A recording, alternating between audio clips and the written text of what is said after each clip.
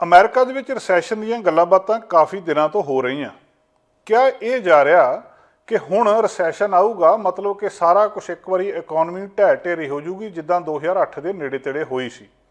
ਕੁਝ ਮਾਹਰ ਇਹ ਕਹਿ ਰਹੇ ਆ ਕਿ ਉੱਦਾਂ ਵਾਲੇ ਹਾਲਤ ਨਹੀਂ ਹੋਣੇ, ਰਿਸੈਸ਼ਨ ਆਊਗਾ ਜ਼ਰੂਰ। ਜਦੋਂ ਅਸੀਂ ਗੱਲ ਅਮਰੀਕਾ ਦੀ ਕਰ ਰਹੇ ਹਾਂ, ਜੇ ਅਮਰੀਕਾ ਦੇ ਵਿੱਚ ਰਿਸੈਸ਼ਨ ਆਉਂਦਾ ਤਾਂ ਸਾਡਾ ਕੈਨੇਡਾ ਸਿੱਧਾ ਸਿੱਧਾ ਉਹਦੇ ਨਾਲ ਨਿਰਭਰ ਕਰਦਾ ਅਸਰ ਇੱਧਰਲੇ ਪਾਸੇ ਥੋੜ੍ਹਾ ਬਹੁਤਾ ਜ਼ਰੂਰ ਹੋਣਾ ਆ। ਗੱਲਾਂ ਬਾਤਾਂ ਇਹ ਵੀ ਚੱਲ ਰਹੀਆਂ, ਅੱਜ ਵੀ ਕੁਝ ਮਾਹਿਰਾਂ ਨੇ ਇਹ ਕਿਹਾ ਕਿ ਅਮਰੀਕਾ ਰਿਸੈਸ਼ਨ ਵੱਲ ਨੂੰ ਵੱਧ ਰਿਹਾ। ਇਹ ਰਿਸੈਸ਼ਨ, ਇਹ ਮੰਦਵਾੜਾ, ਆਰਥਿਕ ਮੰਦਵਾੜਾ ਬਹੁਤ ਨੇੜੇ ਆ ਔਰ ਇਹਨੂੰ ਅਵੋਇਡ ਨਹੀਂ ਕੀਤਾ ਜਾ ਸਕਦਾ। ਇੱਥੇ ਜਿਹੜੇ ਟੈਸਲਾ ਦੇ CEO ਨੇ ਐਲਨ ਮਸਕ, ਉਹਨਾਂ ਨੇ ਵੀ ਬੀਤੇ ਦਿਨੀ ਇੱਕ ਸਟੇਟਮੈਂਟ ਦਿੱਤੀ ਸੀ ਜਿਹਦੇ ਵਿੱਚ ਉਹਨਾਂ ਨੇ ਕਿਹਾ ਸੀ ਕਿ ਅਮਰੀਕਾ ਜਿਹੜਾ ਉਹ ਰਿਸੈਸ਼ਨ ਦੇ ਵੱਲੋਂ ਜਾ ਰਿਹਾ, ਆਰਥਿਕ ਮੰਦਵਾੜੇ ਵੱਲੋਂ ਜਾ ਰਿਹਾ।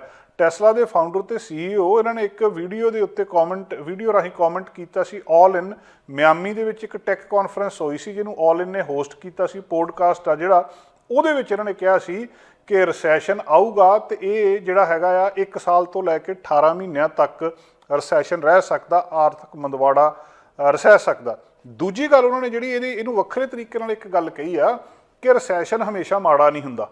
ਰਿਸੈਸ਼ਨ ਜਿਹੜਾ ਉਹ ਹਮੇਸ਼ਾ ਮਾੜਾ ਨਹੀਂ ਹੁੰਦਾ। ਉਸ ਕਾਨਫਰੰਸ ਦੇ ਵਿੱਚ ਉਹ ਕਹਿੰਦੇ ਕਿ ਕੁਝ ਗੱਲਾਂ ਇਹਦੇ ਵਿੱਚ ਦੇਖਣ ਵਾਲੀਆਂ ਆ, ਕਿਉਂਕਿ ਜਦੋਂ ਬੂਮ ਬਹੁਤ ਲੰਬਾ ਸਮਾਂ ਰਹਿੰਦਾ, ਭਾਵ ਮਾਰਕੀਟ ਬਹੁਤ ਲੰਬਾ ਸਮਾਂ ਲਗਾਤਾਰ ਉੱਪਰ ਜਾਈ ਜਾਂਦੀ ਆ, ਤਾਂ ਇਹ ਵੀ ਮਾੜੀ ਹੁੰਦੀ ਆ। ਇਹਦੇ ਨਾਲ ਜਿਹੜਾ ਪੈਸਾ ਆ, ਜਿਹੜੀ ਮਨੀ ਆ, ਉਹਦੀ ਕੈਪੀਟਲ ਦੀ ਮਿਸਲੋਕੇਸ਼ਨ ਹੋ ਜਾਂਦੀ ਆ। ਉਹ ਗਲਤ ਥਾਵਾਂ ਦੇ ਉੱਤੇ ਇੱਧਰ ਉੱਧਰ ਚਲਿਆ ਜਾਂਦਾ ਜਿੱਥੇ ਕਿ ਨਹੀਂ ਜਾਣਾ ਚਾਹੀਦਾ, ਤੇ ਜਿਹੜਾ ਇਕਨੋਮੀ ਦੇ ਲਈ ਚੰਗਾ ਨਹੀਂ ਹੁੰਦਾ।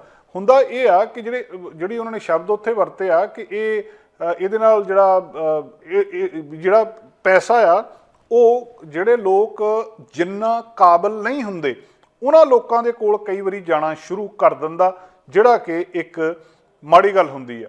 ਸਿਚੁਏਸ਼ਨ ਉਹ ਕਹਿੰਦੇ ਆਊਟ ਆਫ ਕੰਟਰੋਲ ਆ ਇਸ ਵੇਲੇ ਇਕਨੋਮੀ ਦੀ, ਤੇ ਇਹਨੂੰ ਕਾਬੂ ਨਹੀਂ ਕੀਤਾ ਜਾ ਸਕਦਾ। ਉਹ ਕਹਿੰਦੇ ਇਸ ਸਮੇਂ ਦੇ ਵਿੱਚ ਜਦੋਂ ਮਾਰਕੀਟ ਦੇ ਵਿੱਚ ਬੂਮ ਹੁੰਦਾ ਆ ਤਾਂ ਲੋਕ ਇਸ ਤਰ੍ਹਾਂ ਦੀਆਂ ਗੱਲਾਂ ਕਰਦੇ ਆ ਜਿਹੜੀਆਂ ਉਹਨਾਂ ਦੇ ਨਾਲਦਿਆਂ ਲਈ ਚੰਗੀਆਂ ਨਹੀਂ ਹੁੰਦੀਆਂ। ਇੱਕ ਉਹਨਾਂ ਨੇ ਇਹਦੇ ਉੱਤੇ ਚੁਟਕਲਾ ਵੀ ਕਿਹਾ, ਜੋਕ ਵਾਂਗੂ ਗੱਲ ਕਹੀ ਆ ਕਿ ਇਹਦਾ ਇਕਨੋਮਿਕ ਅਨੀਮਾ ਕਰਨਾ ਜ਼ਰੂਰੀ ਹੁੰਦਾ। ਜਦੋਂ ਕਿਸੇ ਬੰਦੇ ਨੂੰ ਕਬਜ਼ ਹੋ ਜਾਂਦੀ ਆ ਤਾਂ ਉਹਦਾ ਅਨੀਮਾ ਕੀਤਾ ਜਾਂਦਾ। ਉਹ ਕਹਿੰਦੇ ਇਹ ਪਾਈਪ ਨੂੰ ਕਲੀਅਰ ਕਰਨ ਦੇ ਲਈ ਇਹਦਾ ਇਕਨੋਮਿਕ ਅਨੀਮਾ ਕਰਨਾ ਜ਼ਰੂਰੀ ਆ, ਭਾਵ ਰਿਸੈਸ਼ਨ ਜ਼ਰੂਰੀ ਆ। ਇੱਕ ਤਰ੍ਹਾਂ ਦੀ ਉਹ ਕਹਿੰਦੇ ਬਹੁਤ ਸਾਰੀਆਂ ਕੰਪਨੀਆਂ ਜਿਹੜੀਆਂ ਉਹ ਬੈਂਕਰਪਟ ਹੋ ਜਾਂਦੀਆਂ ਇਹਦੇ ਵਿੱਚ, ਤੇ ਉਹ ਕਹਿੰਦੇ ਉਹ ਕੰਪਨੀਆਂ ਬਹੁਤੀਆਂ ਸੀਰੀਅਸ ਹੁੰਦੀਆਂ ਹੀ ਨਹੀਂ, ਸੰਜੀਦਾ ਹੁੰਦੀਆਂ ਹੀ ਨਹੀਂ, ਤੇ ਉਹਨਾਂ ਲਈ ਇਹ ਲੈਸਨ ਵੀ ਹੁੰਦਾ ਕਿ ਉਹ ਯੂਜ਼ਫੁਲ ਪ੍ਰੋਡਕਟ ਲੈ ਕੇ ਮਾਰਕੀਟ ਦੇ ਵਿੱਚ ਆਉਣ। ਕਿ ਜਿਹੜੀ ਇੱਕ ਚੰਗੀ ਤਕੜੀ ਕੰਪਨੀ ਆ, ਜਿਹੜੀ ਕੰਪਨੀ ਸਸਟੇਨ ਕਰ ਸਕਦੀ ਹੈ ਲੰਬਾ ਸਮਾਂ, ਉਹਨੂੰ ਵੀ ਮਾਰਕੀਟ ਦੇ ਵਿੱਚ ਰਹਿਣਾ ਚਾਹੀਦਾ। ਤੇ ਜਿਹੜੀਆਂ ਵਕਤੀ ਤੌਰ ਦੇ ਉੱਤੇ ਕੰਪਨੀਆਂ ਫਾਇਦਾ ਦੇਖ ਕੇ ਚਲਦੀ ਮਾਰਕੀਟ ਦੇਖ ਕੇ ਅੱਗੇ ਆਈਆਂ ਹੁੰਦੀਆਂ, ਉਹਨਾਂ ਨੇ ਬੈਂਕਰਪਟ ਹੋ ਜਾਣਾ ਹੁੰਦਾ।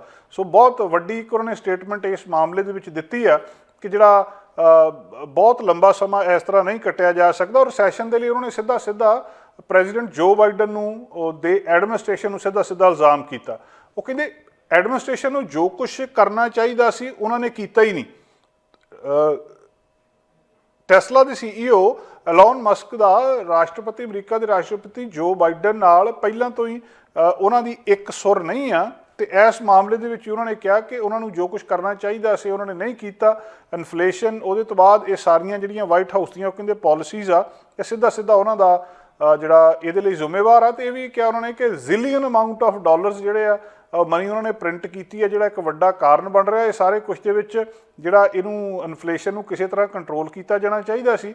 ਪਰ ਜਿਹੜੇ ਵੱਡੇ ਵੱਡੇ ਬਿਲੀਅਨਰ ਨੇ ਉੱਥੋਂ ਦੇ, ਉਹ ਵੀ ਬਾਈਡਨ ਐਡਮਿਨਿਸਟ੍ਰੇਸ਼ਨ ਦੀ ਆਲੋਚਨਾ ਕਰ ਰਹੇ ਆ, ਜਿਹਦੇ ਵਿੱਚ ਮਤਲਬ ਉਹਨਾਂ ਨੇ ਜਿਹੜਾ ਐਲਨ ਮਸਕ ਨੇ ਬਹੁਤ ਮਾੜਾ ਜਿਹਾ ਟਵੀਟ ਵੀ ਇੱਕ ਕੀਤਾ ਸੀ ਕਿ ਡੈਮ ਸੌਕ ਪਪਟ ਇਨ ਹਿਊਮਨ ਫਾਰਮ ਰਾਸ਼ਟਰਪਤੀ ਜੋ ਬਾਈਡਨ ਨੂੰ ਉਹਨਾਂ ਨੇ ਕਿਹਾ ਸੀ ਕਿ ਜਿਹੜੇ ਕਿਉਂਕਿ ਇਹਨਾਂ ਦੀ ਆਪਸ ਦੇ ਵਿੱਚ ਵੀ ਲੰਬੇ ਸਮੇਂ ਤੋਂ ਬਣਦੀ ਨਹੀਂ ਆ। ਉਸ ਵੇਲੇ ਜਦੋਂ ਜਿਹੜੇ ਬਾਈਡਨ ਐਡਮਿਨਿਸਟ੍ਰੇਸ਼ਨ ਨੇ, ਵਾਈਟ ਹਾਊਸ ਆ, ਉਹਨਾਂ ਨੇ ਟੈਸਲਾ ਨੂੰ ਕਾਲ ਨਹੀਂ ਸੀ ਕੀਤਾ। ਇਲੈਕਟ੍ਰਿਕ ਵਹੀਕਲ ਜਿਹੜੇ ਸਮਿਟ ਦੇ ਵਿੱਚ ਜਿਹੜੇ ਸਭ ਤੋਂ ਵੱਧ ਇਲੈਕਟ੍ਰਿਕ ਕਾਰਾਂ ਵੇਚਦੇ ਆ, ਤੇ ਜਿਹੜੇ ਜਨਰਲ ਮੋਟਰ ਤੇ ਫੋਰਡ ਦੀਆਂ ਉਹਦੀ ਕਾਫੀ ਸਿਫਤ ਕੀਤੀ ਸੀ ਇਸ ਮਾਮਲੇ ਦੇ ਵਿੱਚ ਵੀ। ਪਰ ਹੁਣ ਐਲਨ ਮਸਕ ਦਾ ਇਹ ਕਹਿਣਾ ਕਿ ਸਿੱਧਾ ਸਿੱਧਾ ਹੁਣ ਅਸੀਂ ਰਿਸੈਸ਼ਨ ਦੇ ਵੱਲ ਜਾ ਰਹੇ ਹਾਂ, ਇਹਦੇ ਬਹੁਤ ਸਾਰੇ ਮਾਇਨੇ ਨੇ। ਦੂਜੇ ਪਾਸੇ ਹੁਣ ਵੱਡੇ ਵੱਡੇ ਜਿਹੜੇ ਉੱਥੋਂ ਦੇ ਇਕੋਨੋਮਿਸਟ ਨੇ ਉਹ ਵੀ ਇਸ ਗੱਲ ਦੇ ਨਾਲ ਸਹਿਮਤ ਹੋ ਰਹੇ ਆ ਕਿ ਹੋ ਸਕਦਾ ਇਹ ਬਹੁਤ ਜ਼ਿਆਦਾ ਮਾੜਾ ਨਾ ਹੋਵੇ, ਕਿਉਂਕਿ ਪਿਛਲੇ ਸਮੇਂ ਦੇ ਵਿੱਚ 0.75% ਪੁਆਇੰਟ ਇੰਟਰਸਟ ਰੇਟ ਅਮਰੀਕਾ ਦੇ ਵਿੱਚ ਵੱਧ ਚੁੱਕਿਆ, ਜਿਹੜਾ ਬਹੁਤ ਜ਼ਰੂਰੀ ਆ। ਇਕਨੋਮੀ ਜਿਹੜੀ ਕਿ ਬਹੁਤ ਉੱਤੇ ਜਾ ਰਹੀ ਸੀ ਉਹਨੂੰ ਰੋਕਣ ਦੇ ਲਈ, ਇਨਫਲੇਸ਼ਨ ਨੂੰ ਰੋਕਣ ਦੇ ਲਈ ਇੰਟਰਸਟ ਰੇਟ ਦੇ ਵਿੱਚ ਵਾਧਾ ਕੀਤਾ ਗਿਆ। ਮਾਹਰ ਇਹ ਕਹਿ ਰਹੇ ਆ ਕਿ ਇਹਨੂੰ ਰੋਕਣ ਦੇ ਲਈ, ਕੂਲ ਡਾਊਨ ਕਰਨ ਦੇ ਲਈ ਇੱਕ ਵਾਰੀ ਇਕਨੋਮੀ ਨੂੰ ਰੋਕਣਾ ਪਊਗਾ ਤਾਂ ਕਿ ਮਹਿੰਗਾਈ ਰੁਕ ਸਕੇ, ਜਿਹਦੇ ਕਿ ਅਸਾਰ ਹੁਣ ਆਉਣੇ ਸ਼ੁਰੂ ਹੋ ਗਏ ਆ। ਜਿਹੜੇ ਬਹੁਤ ਸਾਰੀਆਂ ਕੀਮਤਾਂ ਜਿਹੜੀਆਂ ਚਾਹੇ ਉਹ ਫਿਊਲ ਦੀਆਂ ਆ ਚਾਹੇ ਦੂਜੀਆਂ ਨੇ ਉਹ ਉੱਤੇ ਜਾ ਰਹੀਆਂ ਆ। ਜਿਹੜੇ ਵੱਡੇ CEO ਨੇ ਵੱਡੀਆਂ ਕੰਪਨੀਆਂ ਦੇ 68% ਉਹ CEO, ਇੱਕ ਸਰਵੇ ਕੀਤਾ ਗਿਆ ਕਾਨਫਰੰਸ ਬੋਰਡ ਨੇ, ਉਹਨਾਂ ਨੇ ਇਹ ਕਿਹਾ ਕਿ ਇਹ ਜਿਹੜੀ ਇਨਫਲੇਸ਼ਨ ਆ ਇਹ ਇਵੈਂਚੁਅਲੀ ਰਿਸੈਸ਼ਨ ਲੈ ਕੇ ਆਊਗੀ, ਇਹਨੇ ਉੱਦਾਂ ਨਹੀਂ ਹਟਣਾ। ਇੱਕ ਵਾਰੀ ਰਿਸੈਸ਼ਨ, ਮੰਦਵਾੜਾ, ਆਰਥਿਕ ਮੰਦਵਾੜਾ ਆਊਗਾ। ਅਮਰੀਕਾ ਦੀਆਂ ਵੱਡੀਆਂ ਕੰਪਨੀਆਂ ਦੇ 68% CEO ਇਹ ਗੱਲ ਕਰ ਰਹੇ। ਇੱਕ ਸਰਵੇ ਕੀਤਾ ਸੀ ਉਹਨਾਂ ਦੇ ਵਿੱਚ 25 ਅਪ੍ਰੈਲ ਤੋਂ ਆ ਕੇ 9 ਮਈ ਤੱਕ, ਜਿਹਦੇ ਵਿੱਚ 133 CEO ਜਿਹੜੀਆਂ ਮੋਸਟਲੀ ਪਬਲਿਕ ਕੰਪਨੀ ਸੀਗੀਆਂ ਉਹਨਾਂ ਦੇ ਨਾਲ ਗੱਲਬਾਤ ਕੀਤੀ। ਉਹਨਾਂ ਨੇ ਇਹ ਗੱਲ ਕਹੀ ਕਿ ਇਹ ਇਨਫਲੇਸ਼ਨ ਰਿਸੈਸ਼ਨ ਜਿਹੜੀ ਆ ਉਹਨੂੰ ਲੈ ਕੇ ਆ ਰਹੀ ਹੈ, ਮਹਿੰਗਾਈ ਤੋਂ ਬਾਅਦ ਆਰਥਿਕ ਮੰਦਵਾੜਾ ਆਊਗਾ, ਇਹਦੇ ਤੋਂ ਬਿਨਾਂ ਹੱਲ ਕੋਈ ਨਹੀਂ। ਭਾਵੇਂ ਕਿ ਇਹ ਜਿਹੜੇ ਕੁਝ CEO ਇਹ ਵੀ ਕਹਿ ਰਹੇ ਆ ਕਿ ਆਰਥਿਕ ਮੰਦਵਾੜਾ ਇੰਨਾ ਡੂੰਘਾ ਤੇ ਇੰਨਾ ਮਾੜਾ ਨਹੀਂ ਹੋਊਗਾ, ਪਰ ਫਿਰ ਵੀ ਆਰਥਿਕ ਮੰਦਵਾੜਾ ਜਿਹੜਾ ਉਹ ਇਸ ਵੇਲੇ ਲਗਭਗ ਆ ਰਿਹਾ ਆ। ਅਤੇ ਜਿਹੜਾ ਮਾਹਰਾਂ ਦੇ ਕਹਿਣ ਮੁਤਾਬਕ ਇਹ 1 ਸਾਲ ਤੋਂ ਲੈ ਕੇ 18 ਮਹੀਨੇ ਤੱਕ ਰਹਿ ਸਕਦਾ ਆ, ਜਿਹਦਾ ਵੱਡਾ ਅਸਰ ਪਊਗਾ। ਵਾਲਮਾਰਟ ਜਿਹੜਾ ਕਿ ਕਿੰਗ ਆ ਰਿਟੇਲ ਦਾ, ਉਹਨਾਂ ਨੇ ਵੀ ਮੰਗਲਵਾਰ ਨੂੰ ਜਿਹੜੀ ਆਪਣੀ ਸਟੇਟਮੈਂਟ ਦਿੱਤੀ ਹੈ ਕਿ ਹਾਈ ਇਨਫਲੇਸ਼ਨ, ਸਪਲਾਈ ਚੇਨ ਤੇ ਇਹਨਾਂ ਇਸ਼ੂਜ਼ ਕਰਕੇ ਉਹਨਾਂ ਦੇ ਸ਼ੇਅਰ 11% ਜਿਹੜੇ ਥੱਲੇ ਗਏ ਆ। ਇਹ ਵਰਸਟ ਵਨ ਡੇ ਡਿਕਲਾਈਨ ਆ ਅਕਤੂਬਰ 1987 ਤੋਂ ਬਾਅਦ ਵਾਲਮਾਰਟ ਲਈ। ਸੋ 11% ਉਹਨਾਂ ਦਾ ਡੁੱਬਣਾ ਇਹ ਆਪਣੇ ਆਪ ਦੇ ਵਿੱਚ ਦੱਸਦਾ ਆ। ਸੋ ਜਿਹੜੀ 60% CEO ਕਹਿ ਰਹੇ ਆ ਕਿ ਜਿਹੜੀ ਹਾਲਤ ਆ ਉਹ ਆਉਣ ਵਾਲੇ ਸਮੇਂ ਦੇ ਵਿੱਚ ਮਾੜੀ ਹੋ ਸਕਦੀ ਆ। ਸੋ ਕਿੰਨਾ ਕੁ ਇਹ ਕਿੱਧਰਲੇ ਪਾਸੇ ਨੂੰ ਗੱਲਬਾਤ ਜਾਂਦੀ ਅਜੇ ਕੁਛ ਨਹੀਂ ਪਤਾ।